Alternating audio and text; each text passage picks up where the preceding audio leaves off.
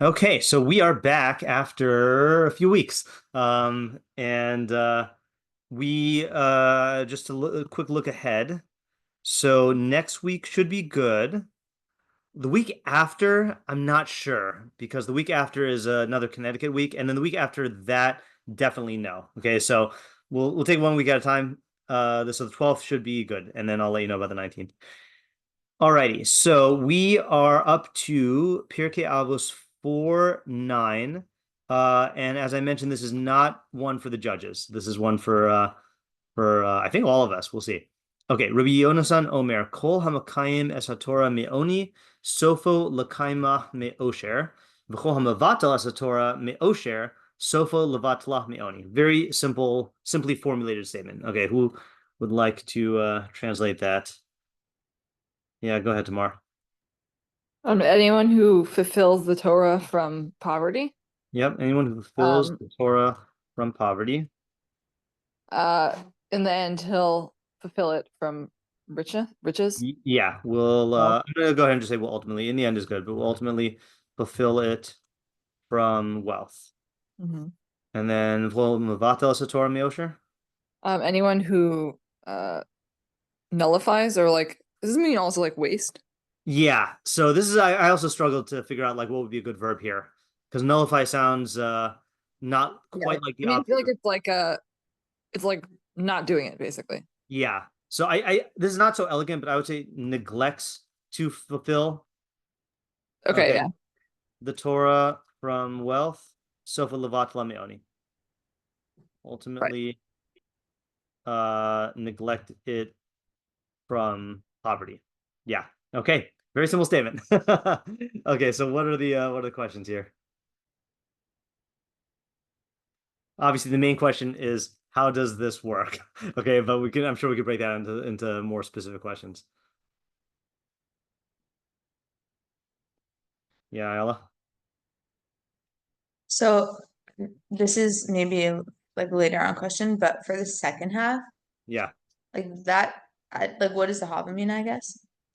Yeah. Osher. Because So I would think like the first half makes sense that someone would say, I won't fulfill from poverty, but right. when I get wealthy, I will. But Right. like, how does the second half work? What is the Hava Amina for the second half? Meaning, Osher, Sofo Levatla Meoni. Right. Yeah. So I'm not gonna spell out the rest of that question because I think this might be contingent on how we interpret each part. So we'll just keep it as well as the Hava Amina. Yeah, Alex. I'm curious if both clauses are talking to the same people or if they're talking to different people with different Okay. motivations. That's a good question. Okay, so is the audience? Who's the audience, and is it the same for each clause? Okay.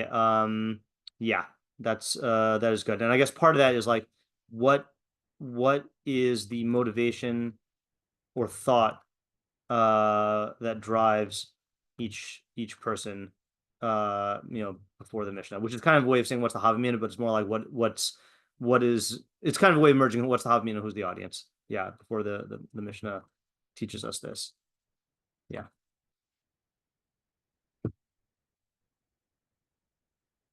What else? Yeah, Ella? I guess what exactly would it mean to fulfill or not Yeah, fulfill the Torah right. So in what this context? does fulfill the Torah mean in this context? Yeah, and I feel like there are two I guess broad. I mean, I don't know what not that we're gonna set out to answer all these questions now, but like what would you say what would you think it might mean? Use the mitzvos, maybe? Yeah. Okay, so one possibility is keep the mitzvos, and then what do you think the other possibility is?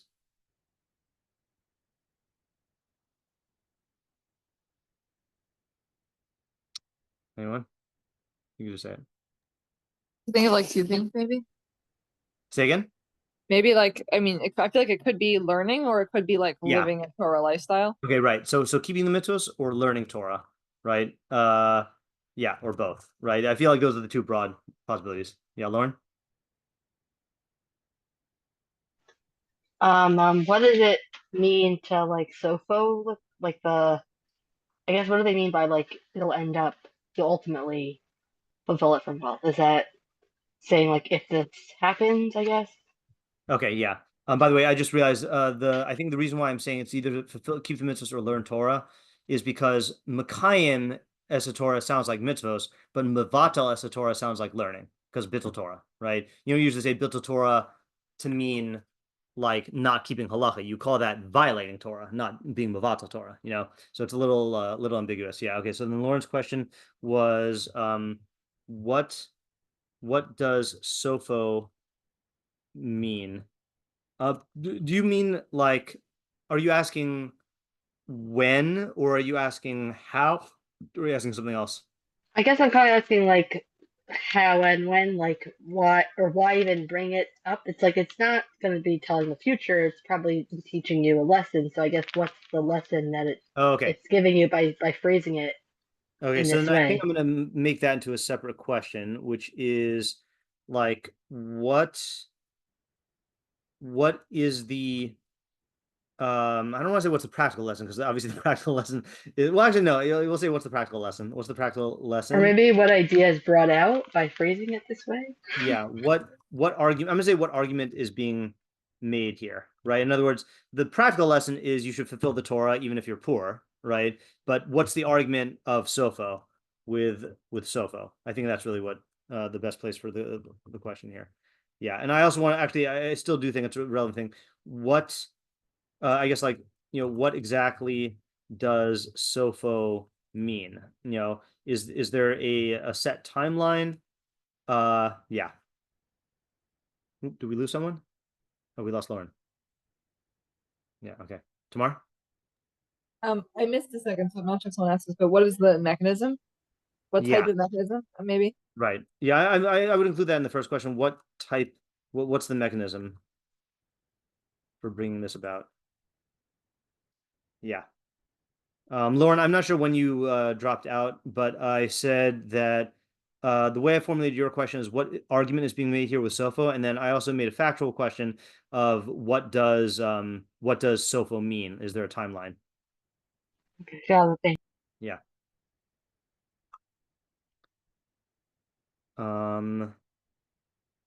Yeah, Ayala? Also, maybe just I'm not sure if this is included in another question, but what is the scenario here? Like, is it saying that someone will end up being wealthy or poor, or is it just saying like, I don't know, like a principle or warning situation?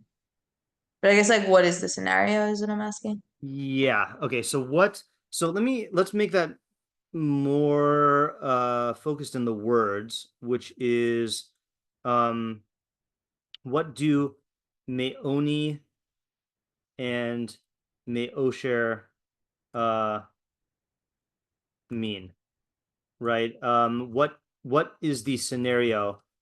What is the scenario in each clause? Okay, and then specifically, I think there are two ways to read Meoni and Meosher with a mem.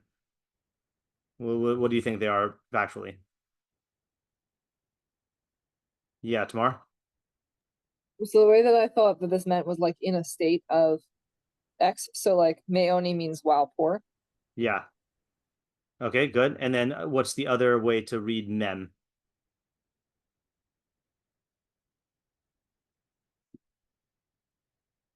Besides from. Yeah, besides from. Well, I know. I think there's even works in English. There's two ways to read from. So I think the other way is because of poverty, meaning like a causal mem, and because of wealth, Now that sounds funny, but like I'll tell you, anyone who neglects the Torah because of wealth, that does sound like like in other words, those are two separate things. One is you are wealthy, you happen to be wealthy, and you're neglecting Torah, The other is you're wealthy and your wealth is causing you to neglect Torah, And same thing with poverty is just in a state of poverty, or does the poverty somehow play a role in your being Mekayim, the Torah? Yeah. Okay, are those all the questions? I feel like there might be one or two more. Oh yeah, there's a. If you're being honest, what question would you ask here? Yeah, tomorrow. Is this really what happens? Yeah, is this true? Right. So I'll put this over here. Is this really true? Okay, and I think we've talked about haven't aren't there cases of Tanaim and Amoraim who were in dire poverty, right, for their whole lives, right? I think we learned about that in with don't make the Torah into an axe to chop with, and we were doing the whole thing about like being paid for learning, right? So like, when's the sofa l'kaima me'osher supposed to kick in, and how do you explain those? And then I think this question is strengthened furthermore, why state this in the absolutist terms of kol, right? If it just said hamakayim es Torah sofa l'kaim me'osher, you wouldn't say, okay, it's not an absolute rule, it's just talking about like a trend, but everyone who is makayim the Torah me'oni is sofa l'kaim me'osher. That like makes it worse. Yeah. Ayala? I just realized I think I've been reading it differently, which maybe is it an incorrect reading? I was thinking that like it's like making a statement about like a human personality, that like if when you're poor you do the mitzvahs, then if you become wealthy you'll also do them. Versus from what I understood, you were saying that it's like if you do it when you're poor, eventually you're going to get wealthy. And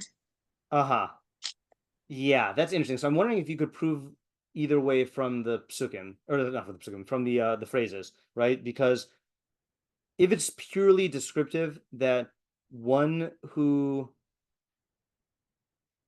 see, I'll tell you. Tell me what you think of this. I'm not saying this because I think this necessarily, but if you're going to read it your way, which is that those who fulfill the Torah in poverty will fulfill it in wealth, I wonder if it would make more sense to say kol hamakayim es Torah me'oni, like makaima me'osher, like sofo seems to be stating like a future state, like, or like that's why I'm saying like he's destined to, or like he will in the end, and I think the other reason why I am reading it that way is because, no, I mean, okay, I'll say that I think it's easier to get a practical lesson and to have the Havminas if you're saying that this is going to be like a promised result, and that's not an absolute refutation.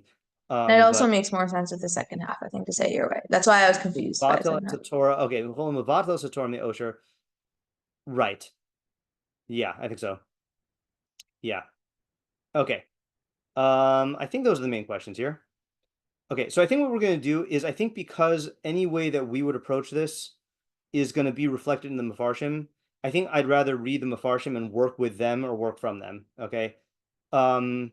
Actually, no, hold on. Maybe it is better if we do it the other way. Yeah, okay. I'll open up the floor. What do you think? What do you think this means?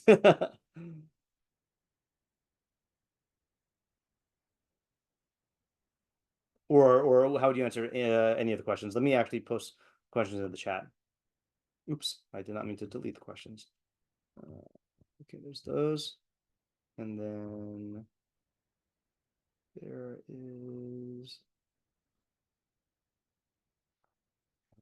do my numbers here, 5, 6, 7, and 8. Okay, yeah, Ayala. So I was just thinking the approach that like any resources or like that Hashem gives us are like, or kolos or brachos kind of, are to help us in like furthering Hashem's mission in the world.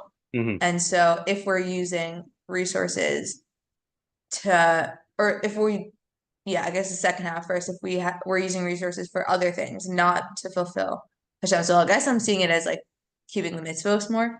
Yeah. Maybe learning and spreading Torah also. Then I guess hashgachically, and also just like cause and effect wise, like in terms of how reality, like you're not going to be doing it in line with reality. and so you're going to end up poor eventually.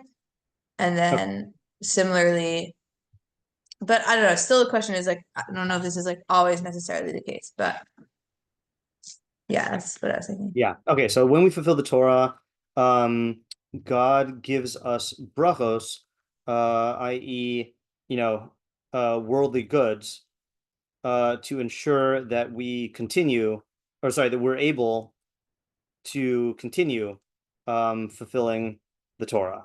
And but if we use these worldly goods to I forgot to incorporate that into the question.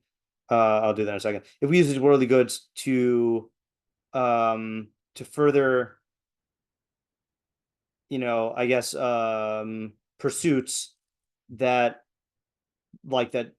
detract from or don't contribute to, that don't contribute to our fulfillment of Torah, then he'll take those goods away.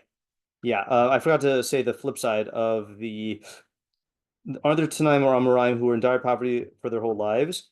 And then likewise, aren't there rich people who neglect Torah and don't become poor, right?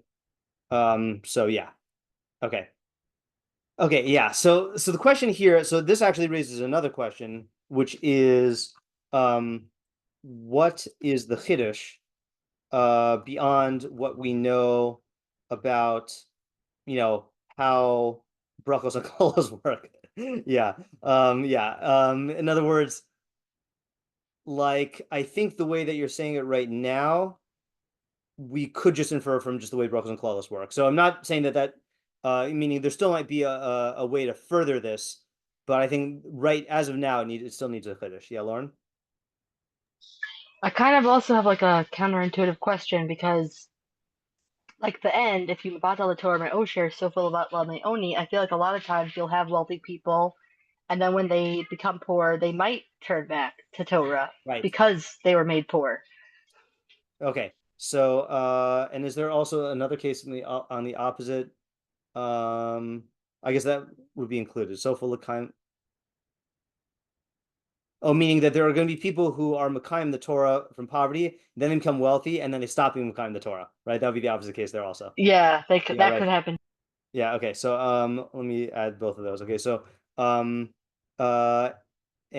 what about the people who fulfill Torah when they're poor, then become rich, okay, as the Mishnah implies, okay, and then neglect Torah? Okay, and what about the people who neglected Torah while they were rich, then became poor and used that as a wake-up call? Yeah. So that one actually is that one I'm not actually so bothered by.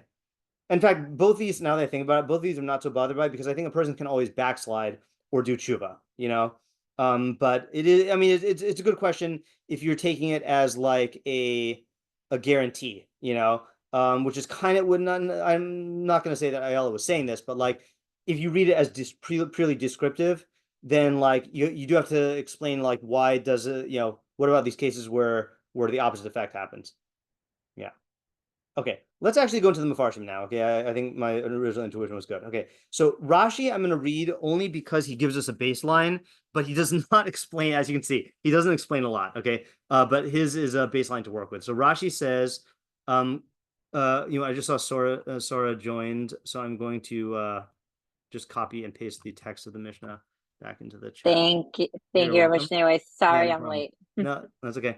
Okay, so Rashi says, anyone who neglects Torah from wealth, shemitoch oshro, that because of his wealth, okay, I think mitoch here means because of his wealth, ein lo panai lasok, he has no free time to literally no freedom to delve.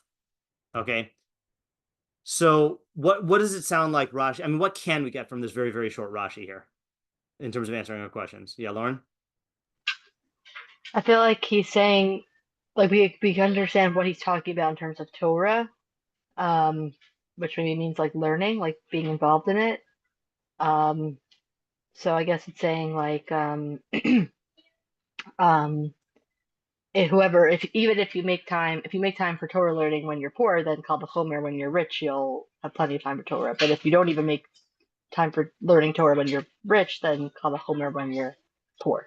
Okay, that's a good inference here. Okay, so let me just do analysis notes here. So there's one thing that you said, but I just want to highlight, okay, which is that according to Rashi,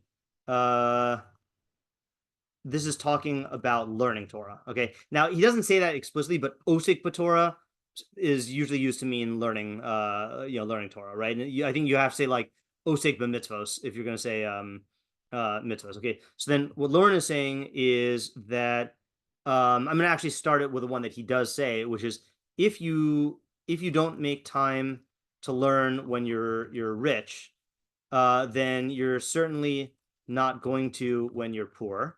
Okay, and then the implication is that if you do make time to learn when you're poor, then you'll likely do so when you're rich. Now, I don't know if that's true, okay, but that's what Lauren is saying here. Yeah, Tamar? I thought Rashi was saying something else. Yeah. I thought he was saying that like your possessions, you take care of stuff. Like, I don't know what this is a quote from. People say like Marbe Nefas and Marbe Dagos. Right. Yeah, that's from Avos. What did it say? That's from Pirkei Avos. Yeah, okay, so right. So I thought maybe it was like that kind of idea. Yeah, okay. I do think that that's what he means, and we're going to see some other Mefarshim say this more explicitly. I also just want to, you when you quoted another thing in Pirkei Avos, it reminded me that I want to ask kind of like a side question. I just have to find it.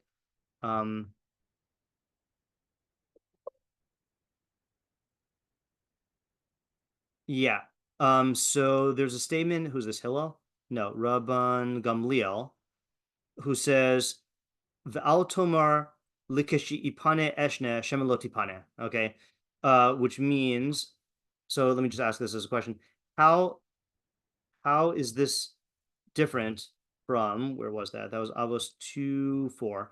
From Avos 2:4, which states actually, I guess, how is the first clause?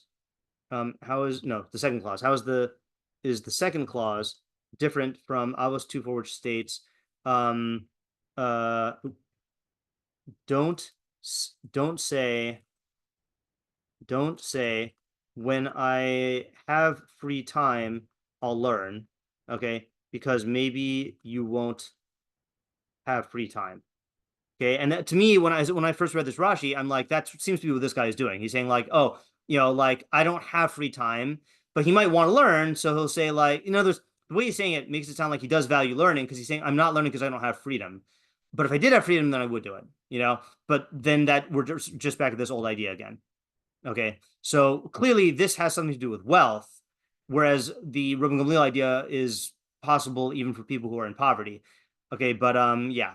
All right, so let's do this. Okay, again, I know Rashi doesn't say that much. Let's go now on to the Rambam, and then Rabbeinu Yonah is the one who like really, gives a full treatment of it. Okay, so Rambam writes like this: Yomar, he says, Ki mishalo yomod, because mishi yomod Torah v'hu b'matzav sha'oni u'machzor, that one who learns Torah and is in a state of poverty and lack, v'im kol zeh yitzayir nafsho v'yilmad, but nevertheless,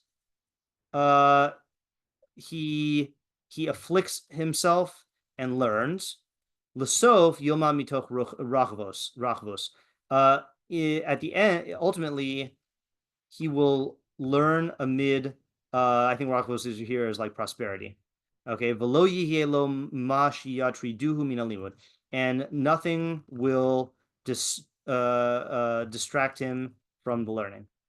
Vasher yivatal halimud biglal rov hamamon, but one who neglects learning because of his great amount, his great wealth, lihis asko ba'achila ushasiya umenuchos, due to his involvement in eating, drinking, and there's got to be a good word from menuchos, leisures, right? L'sof ya'ani oso Hashem. Is that not a word? Leisure. I guess it's not plural. Okay. I'll say leisure activities to make the thing happy. Okay. So l'sof ya'ani oso Hashem. Ultimately, Hashem will impoverish him. V'yidchol lo shah, and he'll be pressed for time. Ad shetiye sibas bitulo halimud, he's asko b'lechem asher yochel. To the point where the cause of his neglect of learning will be his involvement in seeking bread to eat. Okay, so Rambam is taking a firm stance on one of the factual questions about what this mishnah is about here. So what is the Rambam, I guess, what does it seem like the difference? I mean, we don't really know what Rashi means, but what if there were a difference between Rashi and the Rambam, what do you think what does it sound like that difference is?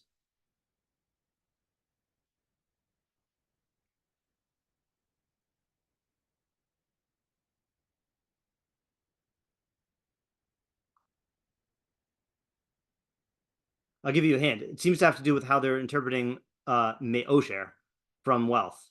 Yeah, Ella? Seems like Rashi saying like because of like busyness with like literal financial stuff versus the Rambam is talking about like a luxurious lifestyle Exactly.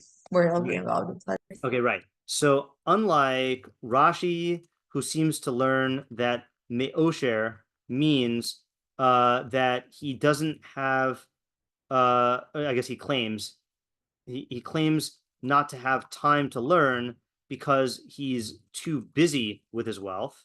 Okay. The Rambam learns that, I'm having deja vu. Severe deja vu, but I think this is like learning based deja vu. I feel like we did a mishnah where there was the same machlokes between Rashi and the Rambam. Hold on. Okay, I'm gonna have to look back at this. I'm not gonna waste my time looking back at it right now, but I feel like I've made this exact point before, and it's possible that we did another mishnah that had to do with these two things. Okay, whatever. Rambam learns that but if you think of it, let me know. Rambam learns that that he's neglecting learning because he is involved in the lifestyle of the rich. Okay, is eating, drinking, and luxuriating. Yeah. Okay. Another thing. What else just do we see from the Rambam in terms of like answering our questions?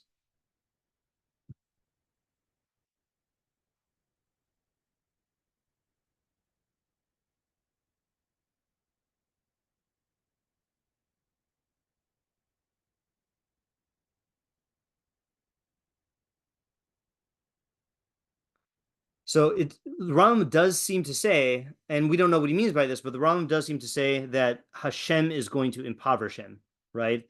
That this is not going to be a natural thing, but Hashem is going to. Rambam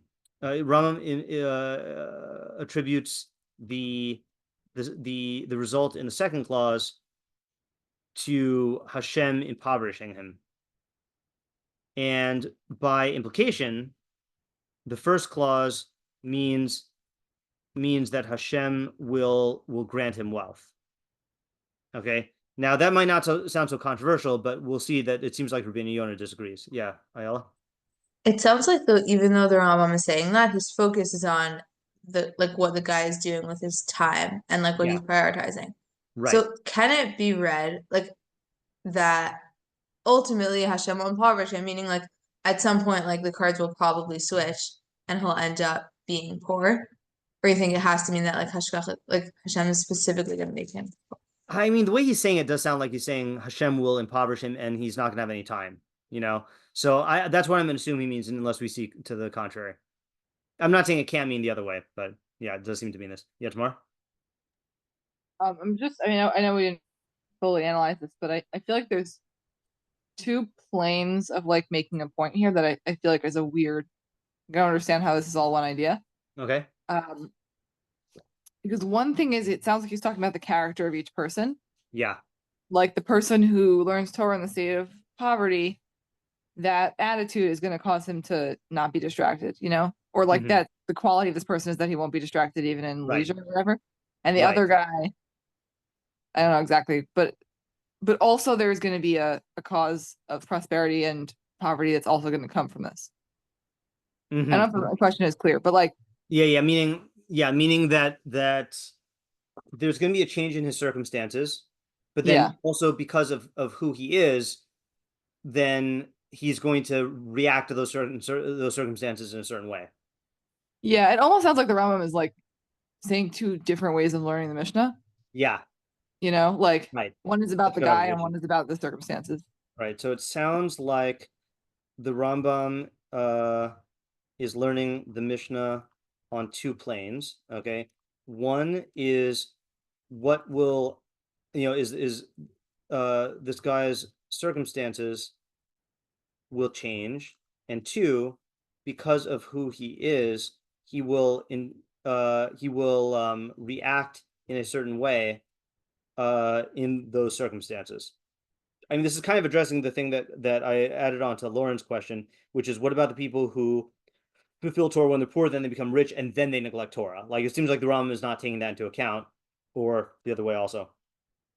I also want to point out that I think the Rambam is consistent, that just like he learns that me'osher means that the lifestyle of wealth is what caused him to neglect Torah, I think the Rambam is also learning. Likewise, the Rambam also seems to learn that the lifestyle of poverty, in a way, contributes to his learning. Okay, in that he I guess, develops or maintains the fortitude to learn amid suffering.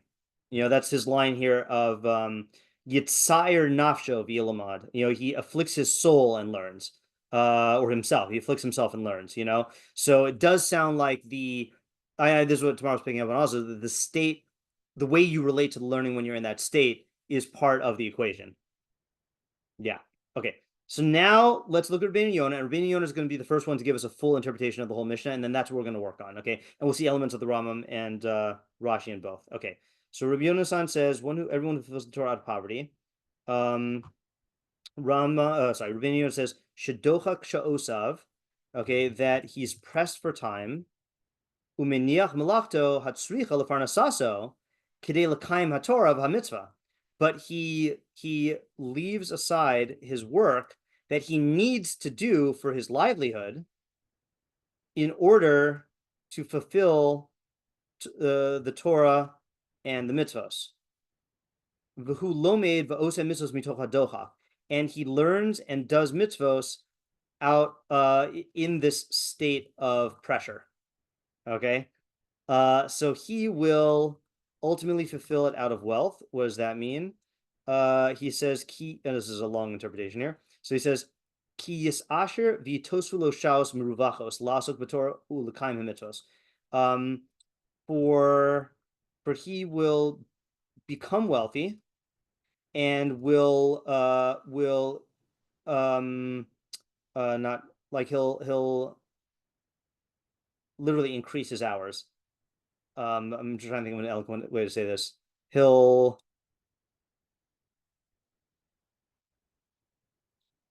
I guess he'll get more shalos muruvachos, more.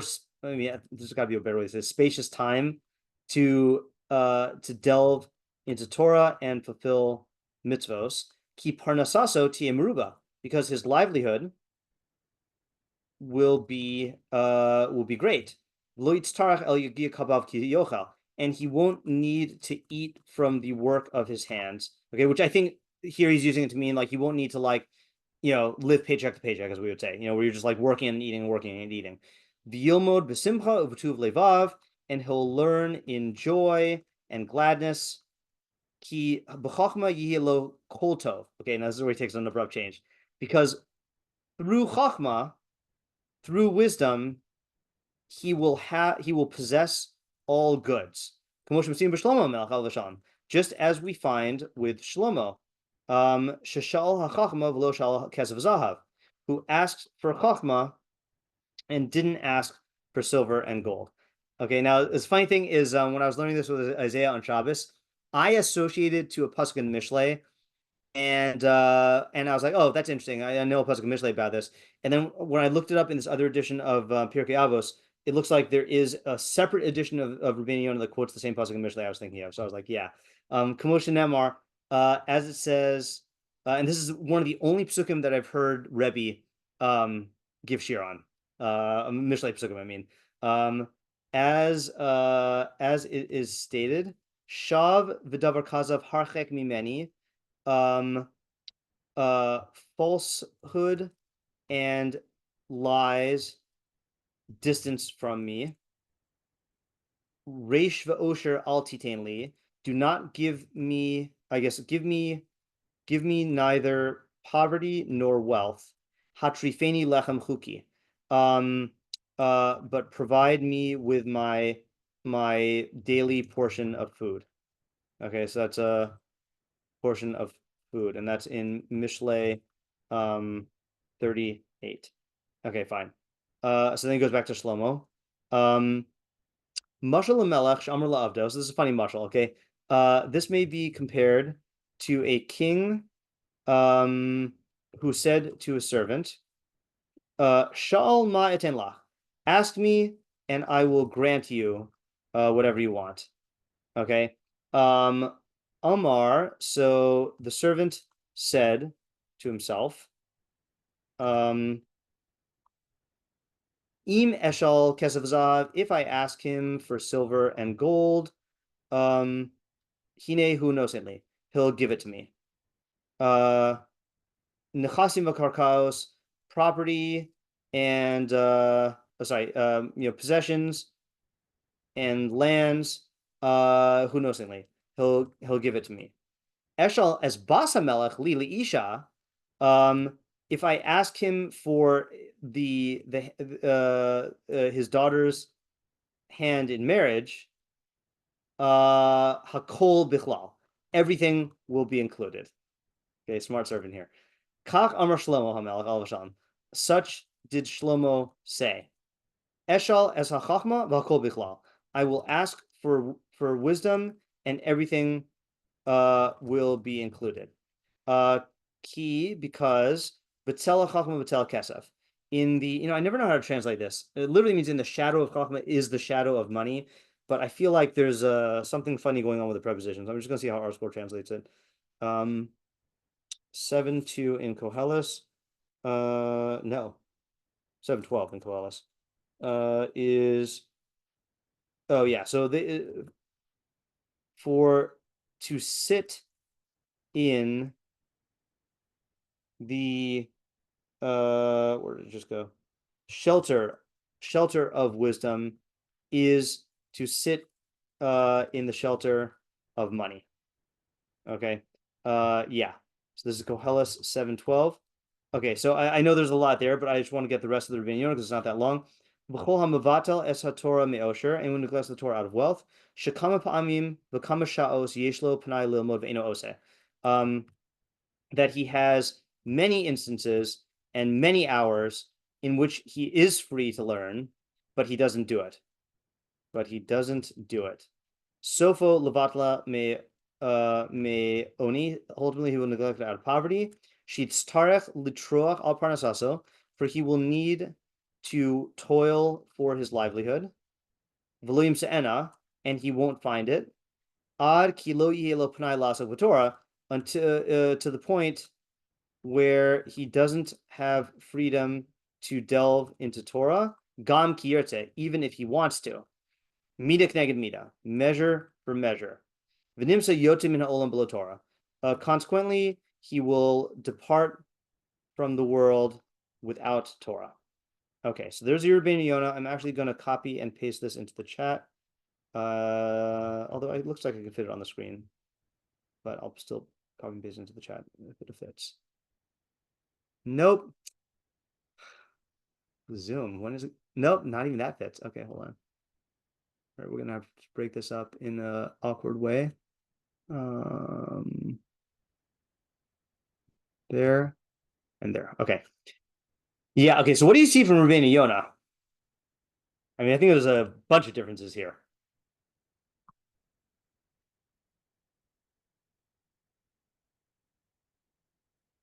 What do you say?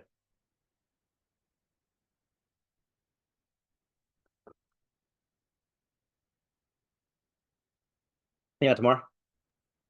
It seems to be saying that the cause of the wealth is that the person is living with chachma.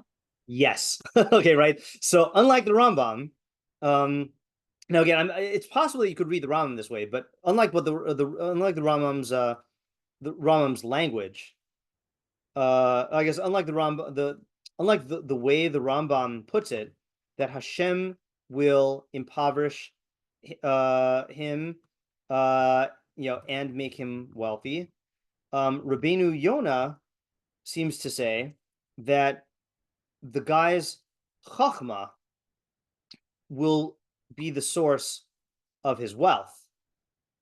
Okay, so that's a radical difference.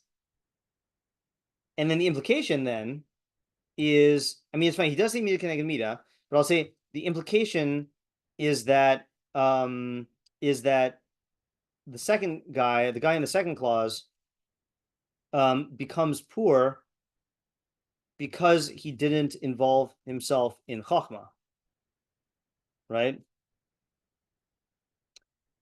Even though Rabbeinu Yonah uses the term mida keneged mida.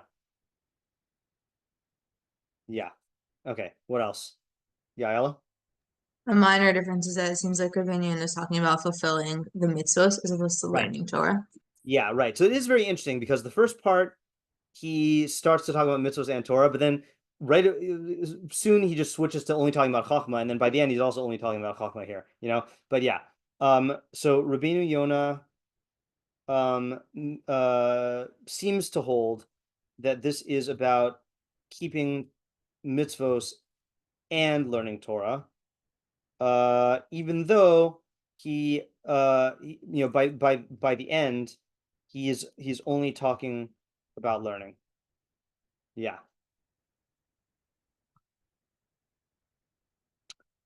Tomorrow. It's just like an observation. I can wait. No, go ahead. Okay. I just was thinking, I think interesting, but I think the mashal is interesting. Yeah. It sounds kind of funny, but I was thinking that I'm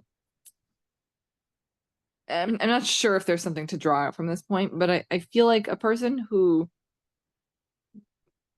if the servant wanted, let's say, was asked for gold, silver, or whatever, Yeah. then he's like removed and he's being granted something from the king in like an isolated way. Mhm. But somehow he's basically, if he becomes part of the royal family, it's like a different relationship to the stuff. That's really good. That's a good interpretation of the mashal. Okay, yeah. So I just want to write that down here. Okay, so this is tomorrow's interpretation of the mashal, which is if the servant asks for silver and gold, he'll be granted that as an isolated good. But if he asks for the princess's hand in marriage, he becomes part of the family and obtains this wealth from that relationship. I think that's a really, really sharp insight in terms of the mashal, right? So now what's the nimshal, right? I think that'll what is the nimshal? I think that will unlock the meaning here.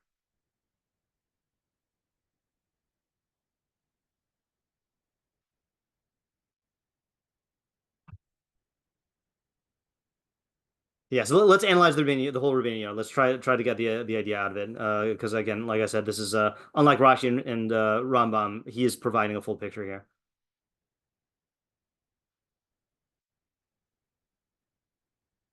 By the way, Ayala, I think your initial reading of the Mishnah does fit in with this. I think we just have to like develop it.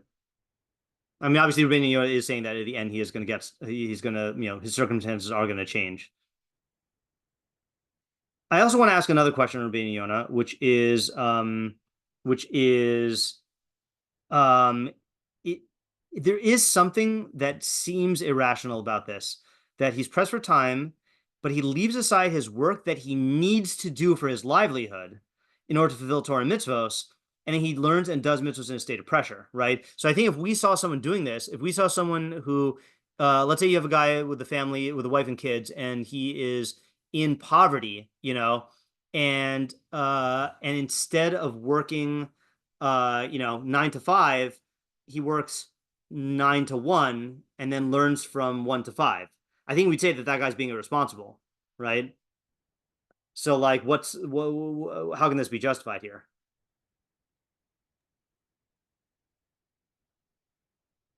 Yeah, Ayala?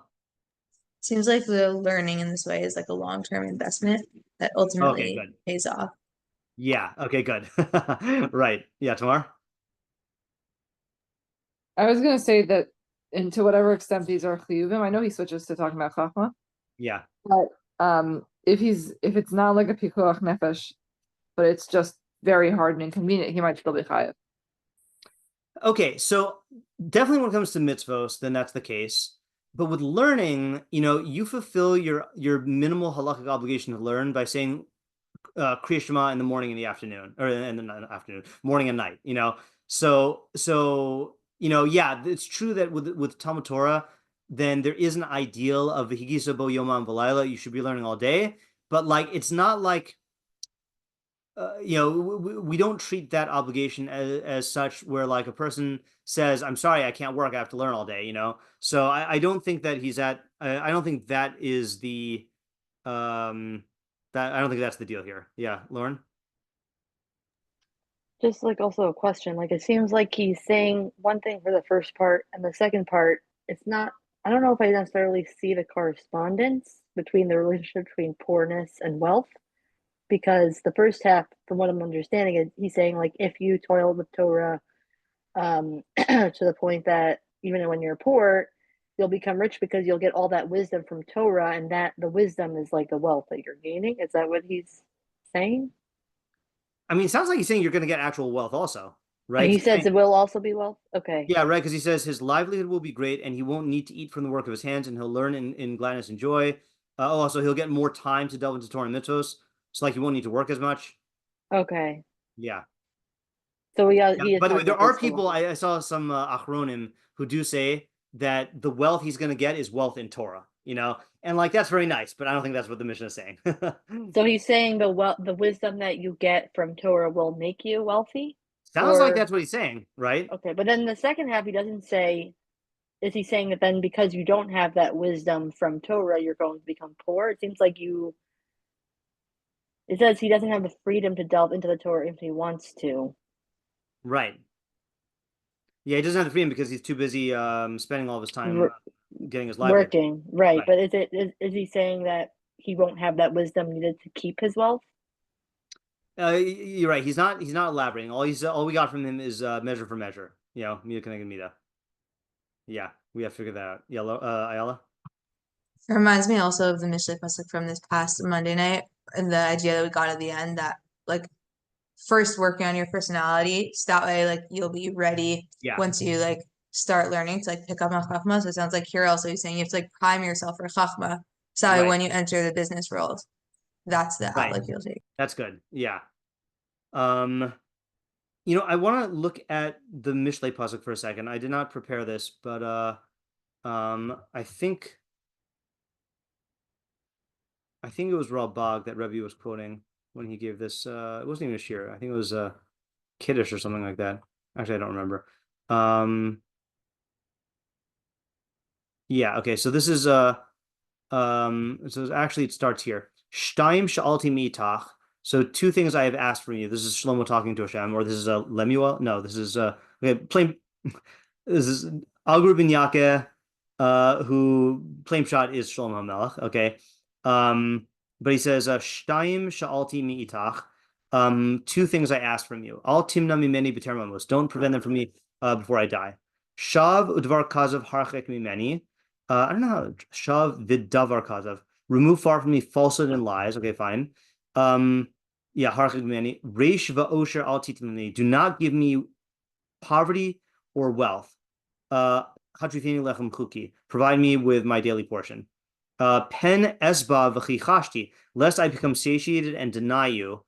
I think it means deny you. But amarti, yeah. And I say, Mi Hashem, who is Hashem?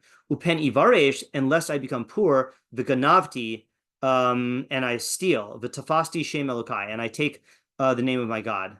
I think that means like I steal and then I swear when I'm caught that I didn't actually steal. So I think there's a good Rambam on this. I might be getting it mixed up though. Shtaim shalti Amar ze hachacham medaber el Hashem yisbarach shtei she'elos shalti mitach. So this chacham spoke to Hashem, blesses he, with two requests from you. Don't al timna mimeni b'terem amus ki achar maves lo yischadish le adam kinyan hashlemus im lo b'chayav. Okay. Oh no, you know what? Hold on. I forgot. This is a good Rambam, but he takes it not literally. Hold on, maybe. Nah, you know what? No, let's not get into the Mishlei. This is a good Mishlei, but yeah. Okay, so I think here's how I'm looking at the Rabbeinu Yonah, and you tell me if this works out for the first clause, and then we'll worry about the second clause. So when you first read it, it sounds like he's saying if you learn Torah, then you'll get chachma, and you'll use the chachma to make money. Okay, and that might be part of it. But I think it is more, that's not the only thing you're getting out of the chachma. Anyone want to just try, I mean, Yala, I think what you were saying was on the right, was on this track. But anyone want to say what they think the chachma does for you? Yeah, Lauren? Does it put you in line with hashgacha? That might also be the case, but I don't know for being or make the right decisions in life to make you wealthy. Yeah. Okay, right. In other words, is that the chachma is going to help, is going to change the way you make decisions about things. Okay, yeah, Tamara, what do you want to say? I was going to say, it sounds like the guy, even though when he becomes wealthy, the benefit that he's getting from it is that he has more time to learn. Yeah. It's like his priority. Exactly. So I think the picture I'm getting here is that this is a guy who is who needs his livelihood, but he's still making chachma a priority. He's saying that, that at the end of the day, everything I'm doing is for the sake of being able to be involved in chachma. So if I compromise that, then what am I even making money for? Like what am I eating for even, right? So he's keeping chachma at the forefront of his mind, and that's his primary value.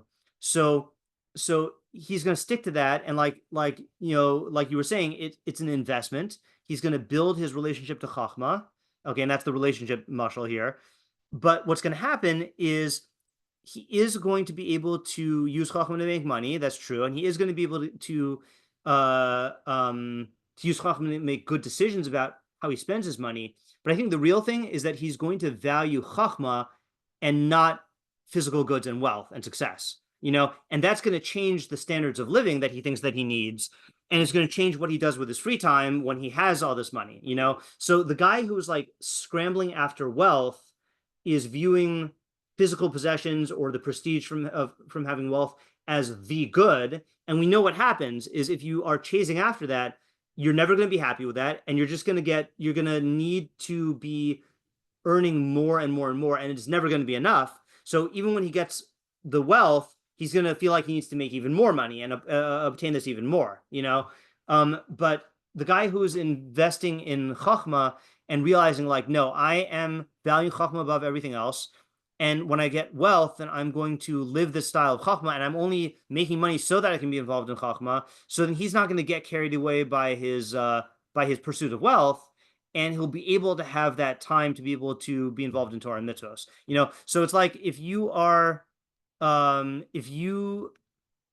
make wealth and success your primary value, that's only going to get worse and more frantic the more successful you are, and that will drive you away from chachma. And you will tell yourself, I don't have time to learn, because you're too busy like trying to make that extra like $1 million deal or whatever.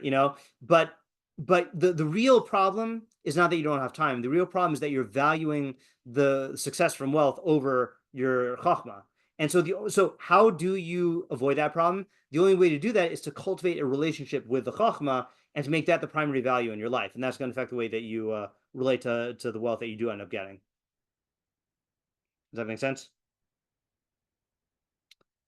Okay, now what about the opposite side? If you neglect the Torah out of wealth, and he's saying he has many hours in which he is free to learn, but he doesn't do it, so he'll neglect it out of poverty. because he'll need to toil for his livelihood and he won't find it, to the point where he doesn't have any freedom to delve into Torah if he wants to. So maybe this is a bit of hold on, what word does he use here? Okay, so I'll say what I'm certain about, and then I'll say what I'm not certain about. What I'm certain about is this guy who did not bother to cultivate a relationship with Chachma is going to have the problem I just said, which is that no matter how much he's making hundreds of thousands of dollars or whatever, he's not going to feel like that's enough. So he's going to say, I don't have enough time. What I'm wondering is this actually saying that he will become objectively poor? Or is this saying that he's going to be in a state of poverty because he's going to view himself as not having enough money? I just read this article. This is not the most extreme example of this, but I just read this article about Pete Davidson, who was on Saturday Night Live, and I guess in a recent interview, then he disclosed, how much he made per episode, and he was saying how he's making $3,000 per episode. And he's like, that's not that much, and he got criticized because to a lot of people that is a lot of money, and his value system was skewed to the point where he's like, it's not, it's not that much. And there are people whose value systems are skewed much more than that, where oh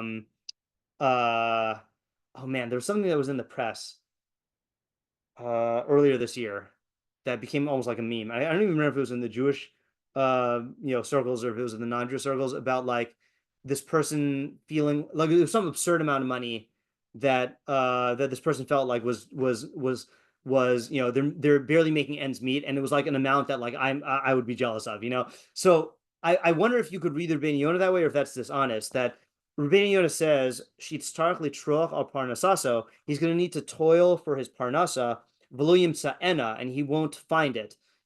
Does that mean that he's scraping together, he can't get enough crusts of bread to eat? Or does that mean that in this guy's distorted framework, he's not getting enough for his parnasa? Yeah, Tamar?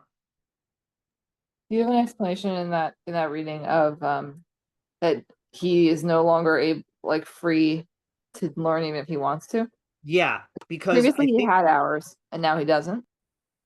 So no, so what I think it means is that he's going to say, he's going to say like this. He's going to say look, I really want to have this chavrusa, but we're closing in on this deal, and I need to, I need to close this deal, to make the bottom line. And he's putting it in terms of need, and saying, well, because I have this need to make this amount of money and it needs this amount of time, I don't have time to learn. But the thought will never occur to him of, who says you need to close that deal? I thought the whole reason why you're making money is so that you can be involved in Chachma. So yeah, have you considered maybe, not going on the expensive, Pesach vacation, and instead using the thousands and thousands of dollars that you spend for that, to have time to learn, or have you considered, in other words, he's justifying it as a need and saying that because I have this need for this money, then I don't have time, but maybe you can just cut that out and have the time. That's how I'm learning it. Yeah, Lauren? I like your idea, but I guess what does mida keneged mida mean? Right. So the mida keneged mida, so it's funny. Mida keneged mida, when Rabbeinu Yonah talks about it, he usually means a hashgacha mida keneged mida. But he's in such a Mishlei framework here that I think this is Mishlei mida keneged mida. And Mishlei mida keneged mida means that you want something and you go about it in the right way or the wrong way. And if you go about it in the right way, you end up further enabling yourself to get more of what you want. And if you go about it in the wrong way, then you don't even get the thing that you want, So in this case, this guy, I think Rabbeinu Yonah is not talking to the average Jew who does not value learning. I think this is in Pirkei Avos for a reason. He's talking about people who are involved in Torah and do genuinely want to learn Torah, but they get caught up in the rat race of making money.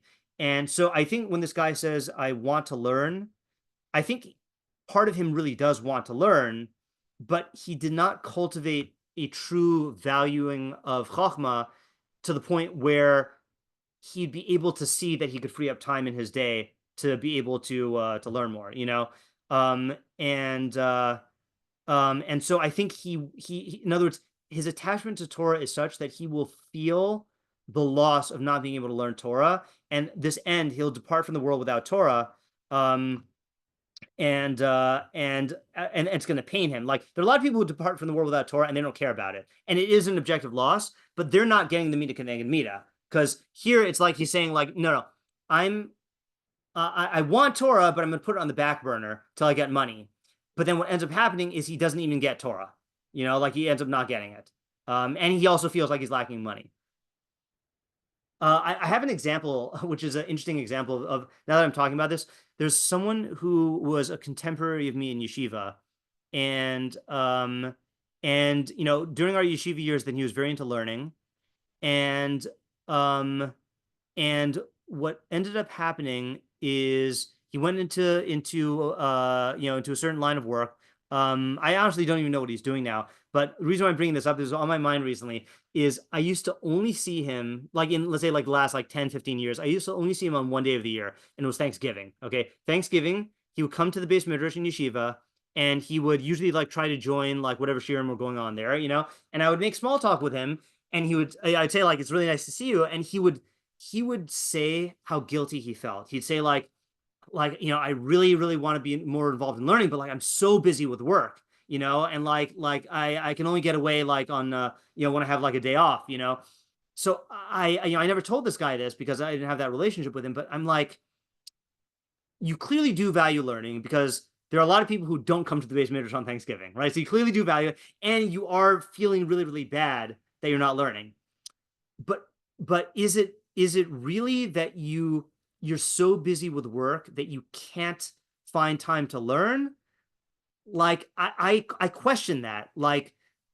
Maybe you can work less, and it might not even be an amount in terms of we all know the phrase work smarter, not harder, and it might not even be in terms of the amount of money. It might be in terms of just how you are relating to your work. There are people who, no matter what job they have, are spending every waking hour, even when they get home, until the wee hours of the morning, working. And then they get up and they're just constantly involved with work.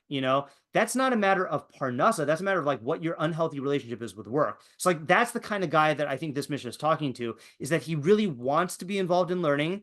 And he tells himself that I don't have the time to do it. And it pains him. But really, it's because he didn't cultivate that relationship to Chachma. And how do you cultivate it? You cultivate it by setting aside this time to work, even when you have the needs, to learn, even when you have the needs of work. I actually want to just read one more thing really quickly. I meant to pair this with Rabbeinu Yonah. The Meiri makes a very, very small commentary here. So he says, the same lines as Rabbeinu Yonah. So he says, Kishamakaima me'oni, when he fulfills it out of poverty, Kolomar, she'im kol anyuso, v'tzorach levakish torvo, hu kovea itim l'Torah, meaning to say that despite all his poverty and his needs to earn his livelihood, his livelihood, kovea itim l'Torah, he establishes fixed times for learning. Okay, is this all I need? Oh, he also says Mida Keneged Mida. Okay, but I think that's this is a big thing in Torah, is that you make it a priority, and you make it your kovea itim the Torah, where you say, I don't care what's going on, this hour is sacrosanct. I will learn during this time, even if I got all this work piling up. So you build that almost as a muscle, so that you have this relationship with learning. That's in the Nimshal, that's marrying the king's daughter. You're developing a familial relationship with Chachma, Emor l'Chachma achosiyan. Say to Chachma that you're my sister. And that's the relationship that you're going to have when you get the wealth, and it's going to let you be sustained. But if you don't develop the relationship, even if you yearn for it, you're not going to be able to have it, because you're going to feel like you're drowning in work all the time. Yeah, Lauren, what do you want to say? No, just that like I remember like a friend of mine, they were like talking about like careers and everything, and I think because of yeshiva tuition, just the exorbitant price, Yeah, they just had in their minds that like they need to work in, finance, and finance is a really, really demanding job. And in terms of like, my friend's husband would work till midnight, come home after midnight, like every night, work yeah, Saturday night, Sunday, like his only break is Shabbos itself. right, And it's just like, for him, it's coming from a need, like I need this certain amount of money. right, And part of me wondered, like, well, do you actually need, like, yes, you share tuition, you want to pay it, but then there's other things that don't necessarily are a need that sometimes right. people think are a need. Um, it's just like an interesting, I don't know, practical application because it's coming from a want to send your kids to yeshiva, and which becomes expensive. But I think sometimes the material gets distorted into that, where it's, Yeah. there are ways like you can make that amount, but not go away for Pesach or not have the fanciest house or whatever it is. So Yeah, right. So there's I'll recommend this podcast episode I listened to just today.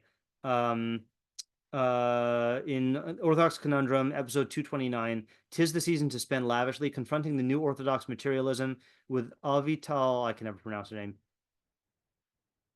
However you pronounce that, Chizhik. it's chizik. I think chizik. Okay, weird way to say it. So I don't know what the H is doing there. Avital Chizik Goldschmidt and Professor Chaim Simon. Yeah. So they yeah, I'm just actually going to read this because I think this is relevant. The synopsis is okay.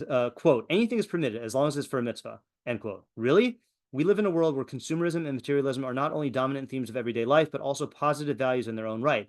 It's disturbing that the Orthodox Jewish community is not at all immune to this influence. In fact, many sub-communities within the Orthodox world revel in materialism to the point that any argument that an overemphasis on materialism is not in line with Torah values would likely be met with stares of incomprehension. My guests today, Professor Chaim Simon and Avital Chizik Goldschmidt, recognized this problem and wrote an article in Tradition Journal entitled "Materialism and the Rise of Orthodoxy." I meant to print this out for Shabbos. I have not read that.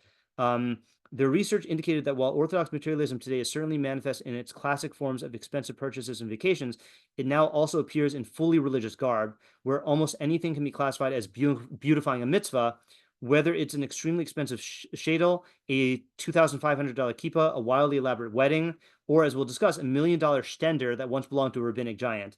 Among the issues that we address are the ironic 180-degree change that has taken place in parts of Lakewood and elsewhere, a new materialism associated with religious items, and the mitzvahification of new actions, thereby excusing aspects of materialism because the spending is supposedly for a mitzvah, the internal frum culture of materialism that obviates the need to step outside of that culture in order to indulge, materialism enmeshed with spirituality, whether there's a correlation between materialism, consumerism, and wealth, pressure on the middle and working class and orthodoxy, in what ways the prosperity gospel has infiltrated Orthodox thinking, how social and print media are fueling aspiration, where materialism comes from and why it's so difficult to address, why the attempt to impose takana weddings failed, and why going over the top may be justified, and more. So one of the things that they talk about here is how hard the struggle is for individuals who want to change their standard of living, but they're enmeshed in a Orthodox society where all the standards are so high and all these expectations are so high that it becomes impossible to say, well, I'll make a simple wedding and invite 50 people, and things like that. And then obviously there's tuition issues on top of it as well. It's a very complicated problem. I mean, I think that's part of the problem of the modern day is like it's and maybe I'm just romanticizing the past, but like I don't know, like we're inundated with yeah, wait, I'm not gonna get there are a lot more societal temptations than people had access to back then, yeah, Lauren, what are you gonna say? But also, even going into chinuch, like people choosing careers that are based in Torah is a lot rarer because of this materialism. Like I know so many people that I think would have wanted to become, right, Judaic study teachers, but their parents told them, "Don't do it. You're not going to make enough money." Yeah. So it's just really hard. Yeah, and exactly, and that is exactly what this is talking to, which is that yeah, if you want this relationship with Torah, then you do have to make those compromises and live live in be willing to live in poverty. I mean, again, this is saying sofa l'kama me'osher, and we haven't figured out like how that works yet in terms of like whether there's a special hashgacha or not. But look, I'm going to support my reading of the Rabbeinu Yonah with something that I think we did read in an earlier Pirkei Avos shiur, which is my favorite Rambam in Hilchos Shmita Viyovel, because it's the only Rambam I know in Shmita Viyovel. It's the last Rambam in Shmita Viyovel, and this is the what I call the anyone could be a Levi halacha. So he talks about. I'm just going to start at 13:12. V'lama lo zacha Levi benachalas Eretz Yisrael uvebizasa im echav. Why did the tribe of Levi not merit the inheritance of the land of Israel and its spoils along with their brethren? Because they were separated out to serve Hashem and to minister to Him, and to instruct His ways, to teach His ways, His upright ways and judgments, righteous judgments to the masses. Shnemar, as it says, as it says, they teach your judgments to Jacob and your Torah to Israel. Therefore, they are separated from the ways of the world. They don't go to war like the Jews, and they don't get inheritance in the land, and they don't earn for themselves with their bodily power. They are the legion of Hashem. As it says, Hashem blesses his. I just want to see how they translate this. I want to see if that's actually 11. Hashem bless his substance. That's a weird word. Chel is wealth, I know also, but I thought it is army. Yeah, wealth or army, strength or army. Fine. So oops. Where did it go? Yeah. V'hu baruchu zika lahen, and God merits them or gives them merit. Shneimar says ani chalkacha b'nachal asecha, or maybe it means God is the thing that they merit, as it says, I am your portion and your inheritance. Okay, now here's where he says the halacha. V'lo sheva Levi bilvad, not just the tribe of Levi. Ela kol ish v'ish mikol bai ha'olam, each and every person from all mankind. Asher nadva rucho oso, whose spirit motivates him freely. V'hevin midato lihibadol la'amo lifnei Hashem u'lasharso u'la'ovdo, and he understands from his own mind to separate, to stand before Hashem and to minister to Him and to serve Him. L'dea es Hashem, to know God. V'halach yashar, and he walks upright, k'moshe asahu ha'elokim, as God made him. Uparak me'al tavaro ol ha'chishbonos harabim asher bikshu b'nei adam. That's the key line. And he removes from upon his neck the yoke of calculations of the masses that people seek. Harezet nis kadesh kodesh kadeshim. This guy, this person, any person, man or woman, Jew or non-Jew, becomes sanctified as the Holy of Holies. V'yiheh Hashem chalko v'nachalaso, and God will be his portion and his inheritance le'olam u'olamim, forever. V'yizkeh lo ba'olam hazeh davar hamaspik lo, and he will merit in this world that which is sufficient for him. K'moshe zika l'kohanim u'levim, just as the kohanim and levim merited. Hari David omer Hashem manas chalki v'kosi ata tomech gorali.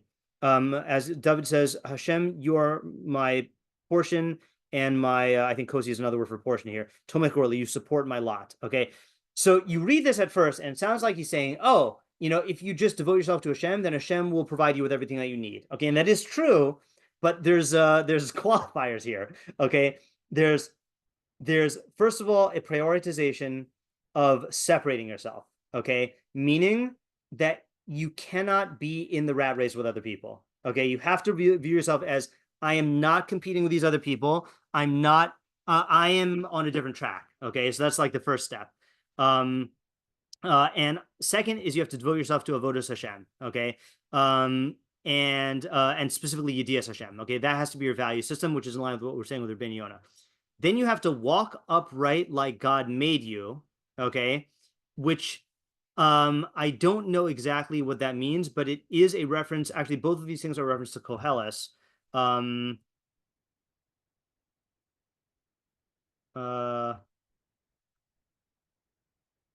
just don't remember what parak it's in. Hold on. 729. Levad re'ezeh matasi asher asa elokim es adam yashar v'hima vikshu chishvonos rabim. That I've seen this, which is that God made man upright, but they mankind seek many calculations. Okay. Do I have a favorite interpretation of this that I highlighted? Hold on a second here. No, all right, I'm not gonna go to the Mafarshu here. So whatever that means, okay, you have to walk upright like God made you. But then this is the key part. You have to cast from upon your neck the yoke of the calculations that people seek. Okay, which is, I think that's all these calculations of like I need this and I need that, and like how am I going to do this and afford, like you have to get out of that entire value system. I realize I'm being vague here, by the way. I'm just like trying to sketch a portrait here. You have to be niskadish kodesh kadashim, which means kedusha, which means you have to transcend the world of taiva and seeking of pleasure and indulgences. And at that point, God will be your portion, and you'll merit in this world what is sufficient for you. Davar hamaspik. So this is something that they talk about on the podcast, which is that in Lakewood, again, I don't know Lakewood other than what they said on the podcast, but they said that apparently like this is a big problem in Lakewood of this materialism. But Lakewood was founded by Gedolim who valued the midah of histapkus b'muat, of being content with little, and so it says davar hamaspik lo does not mean necessarily that you're going to have like a big house and even a car, like you look at the example in from next week's parsha, I think, with Yaakov, or was that this week's parsha? That good. Lil Bosh. I just quoted this in shiur recently.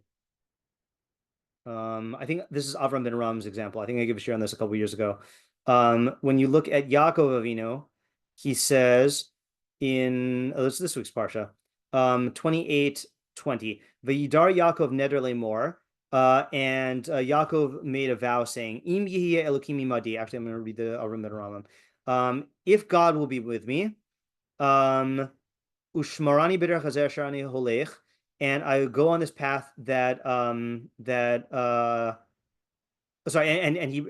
he protects me on this path that I follow. V'nasan li lechem lecha ubegad lilbosh, and he gives me bread to eat and a garment to wear.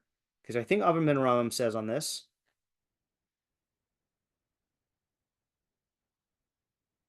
Hold on.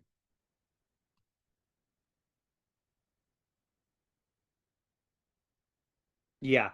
Umamar al v'shalom v'nasan lechem lecha ubegad lilbosh histapkus atzuma v'tzimtzum nafsho hakvuda al ha'hechrachi b'chaim, that he is content, like extreme contentedness, or histapkus means like sufficiency, and tzimtzum nafsho, and restricting his soul, hakvuda, his honorable soul, al ha'hechrachi b'chaim, on only what is necessary in life. Okay, and the footnote, Rabbi Maimon in the footnote says, actually, what I'm going to do, just for time purposes, I'm just going to use ChatGPT to translate this.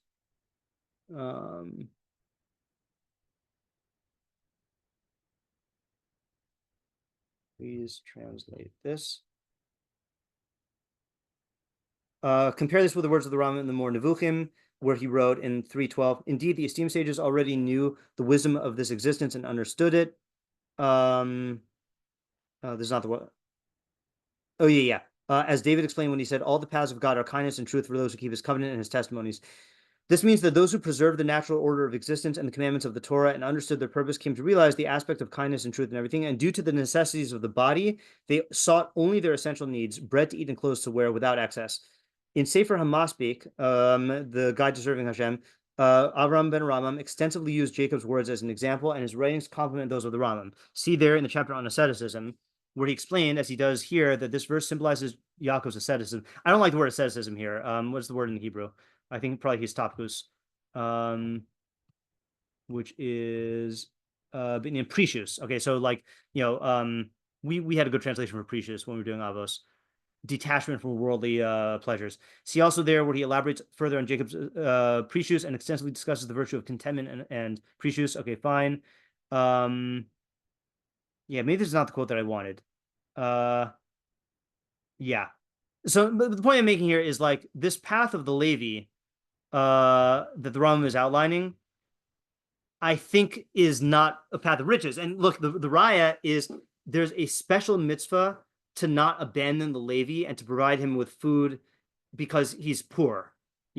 So like, in order to really foster this relationship to Torah, you do have to give up a whole lot and not be involved in the same values as other people. And then what will happen is you'll get what you need and you'll be content with it, but it's because you've cultivated this relationship with Torah and made Chachma your main value, and divorce yourself from the values that other people seek. So I think that a lot of this is about the transformation of the self, not the external provision of wealth, and that's why this is not a mishnah for everyone, meaning that, I think a person will read this and say, look, I think it does operate on both levels. In other words, if you have a person who is a simple Jew who does be kovei itim the Torah and forges a relationship with Torah in poverty and thinks that God is going to magically make him wealthy, it will transform him and it will change his values and he will find that God is providing him with his needs. So I'm not like discouraging that simple way of taking it, but I just don't think the way it operates is actually simple. Yeah, Tamar? I was just thinking about the phrase "ol chashbonos." Yeah. I don't know if this is exactly what's meant, but I don't know. It really spoke to me in terms of like the way, like when you think that if you just figure things out, then you'll have everything under control. Mm-hmm. I think is a thing Right. that a way of thinking about money that can really track it. Right. Yeah. I think that's expressed in the Rabbeinu Yonah, in the people who feel like they just need more time, and then I'll be able to make all the money that I need. That's just that's misallocating what's in your control, what's not in your control. Yeah.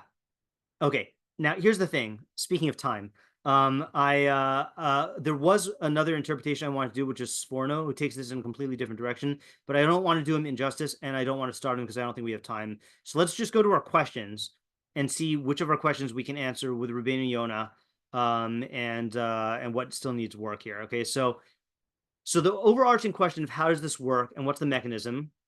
What we're saying here is that if you cultivate a relationship with Chachma when you are poor and you get used to being kovei itim the Torah, and like the Rambam says, is you do it even though it's painful, and you even engage. Actually, I'll make one more point here.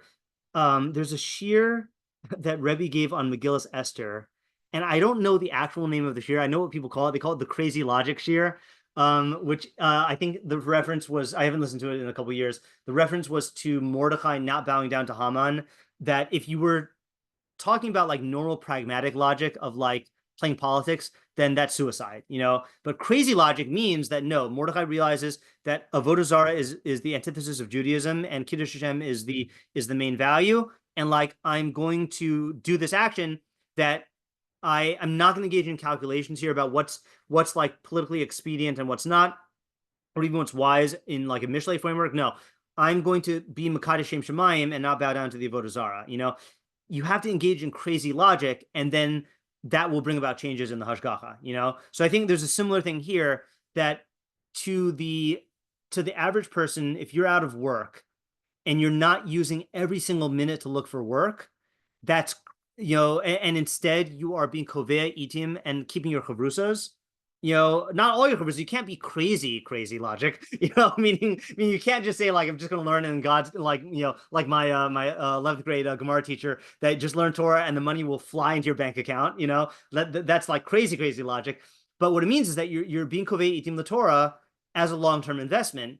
And so by the standards of like pragmatism, that's crazy logic, but by the standards of Torah, where the whole reason why you're making money is so that you can be involved in learning, then it's good logic. You need to devote time to looking for a job, but you need to devote time to cultivating a relationship to Chachma. If you do that, then even when you become wealthy, then the relationship with Chachma, A, will give you the ability to make certain decisions. B, it will put a check on how much money you seek, because you won't be seeking money as an end in of itself. You'll be seeking money to be able to provide for your needs, to be able to be involved in Chachma. So if you have your needs, you won't be looking for more money. And it will make you, it will give you all these other perfections in terms of midos and in terms of other stuff that will also help you not get caught up in this rat race. So it's a good investment, and you will fulfill Torah in a state of wealth, quote unquote, wealth in the sense of of having enough, or in the sense of sameach b'chalko, not like you'll be a millionaire, which, by the way, they talk about on that podcast when they talk about the doctrine of prosperity or the gospel of prosperity. Apparently that is like a Protestant idea that, like, if you actually, I don't even want to say it. I don't want to misrepresent it, but anyway. And the contrary is, if you don't cultivate that relationship to Chachma, and even if you really do want to learn, but you say like, no, I got to like make money, and you make that into an end in of itself, you will find that you won't be able to summon up the energy or the time to learn, even when you want to, because you'll be so caught up in the standards, in the chishvonos harabim that you've imposed upon yourself, that the yoke that you put on your neck. And so you'll end up not learning, and then you're going to leave the world without Torah. So what do fulfill the Torah and neglect the Torah mean? So I do think that primarily it's about learning Torah, but I do think it's also about keeping mitzvos. There's this family that I stay with in Connecticut that like they're definitely like successful, just judging by like their standard of living, but like the parents are always doing chesed and volunteer work. Like I feel like like every time like I'm staying there and like they leave the house, it's like like the guy said, the husband says, I got to go be an aide for a for a get. Oh, I have to go help out the Chaver Kadisha. Oh, I'm doing a fundraiser, and then the mother's saying, oh, I have to help with this this bake, or I have to like help facilitate, be a volunteer for this blood drive, like. So I'm thinking like these are people who are well off, but what are they doing with their money? Or what are they doing with that? Yeah, what are they doing with their money? They're not just trying to make more money, they're being involved in chesed, like, so I think that this has to do with mitzvahs also. I think a lot of us tell ourselves, oh, I don't have time to do like this chesed thing, but I think it is the same problem. But I think the learning Torah is probably more germane to the subject of Pirkei Avos here. Okay, what do me'oni and me'osher mean? What's the scenario? So we are saying it's just the state of wealth and poverty, but also it's because of the wealth and the poverty, in a way, meaning you are using the wealth as an excuse to not learn. We were not learning like the Rambam, although I think the Rambam would fit in. Is if you certainly kal v'chomer, if you're indulging in the fruits of wealth, then that's going to totally drive you out. What does sofo mean? Is there a set timeline? So I think it means developmentally, that you're on a developmental track to have this relationship with Chachma, where you will have this wealth and you'll be able to be Mekayim the Torah and wealth, or the opposite. It doesn't mean like in 5 years and 10 years. Who's the audience? So the audience is someone who allegedly or actually values learning, but is at the crossroads and might allow these other things to edge it out. What's the Havamina for the second half? I forgot what the question means. This is when I misunderstood the okay. reading. Okay. Yeah, okay. I'm going to delete it so I don't confuse myself in the future. Okay. Is this really true? Yeah, I would say that this is really true. And the fact that there are Tanaim and Amoraim who were in a state of poverty, I mean, I think if you ask them, then they would say that they are, I mean, they're not going to say that they're wealthy in the sense of like Rabbi Yehuda Hanasi, where they have like a lot of gold,